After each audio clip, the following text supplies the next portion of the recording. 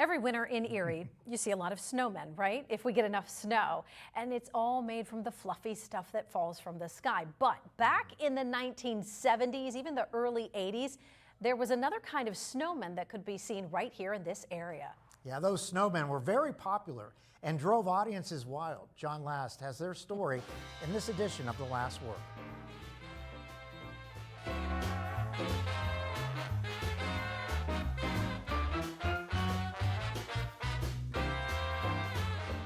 A few weeks ago, I put on my face paint and did a story about legendary rock bands who performed at the Erie County Fieldhouse. After that story aired, I received an email from a viewer who said I should do a story about a legendary rock band from Erie called the Snowmen.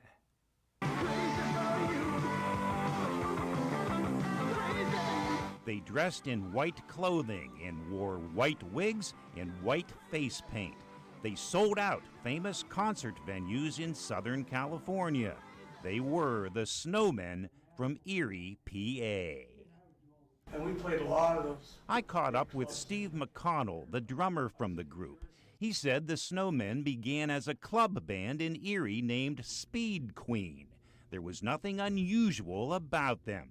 In 1977, their booking agent told them they needed a gimmick. And he goes, Speed Queen, it doesn't make any sense. He goes, you're all like mismatched on stage, but if you wore white afro wigs and makeup, I'll call you the Snowman. It gets you better money. I thought, nah, I don't want to do that. The thought of making better money soon convinced the band to dress in white and become the Snowmen.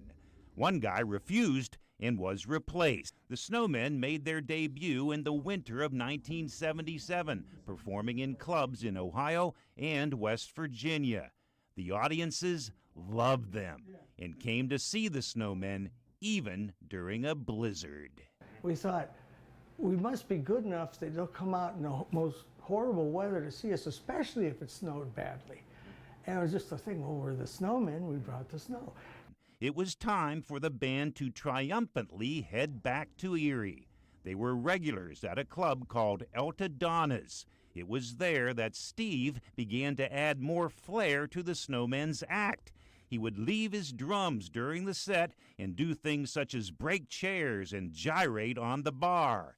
He soon had a new stage name, Animal. And it went over like gangbusters. I'm playing with a mic stand and doing every move I had ever seen from other famous rock stars.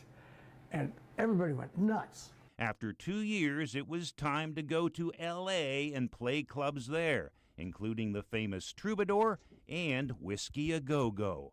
The band made a video that was played during the early days of MTV.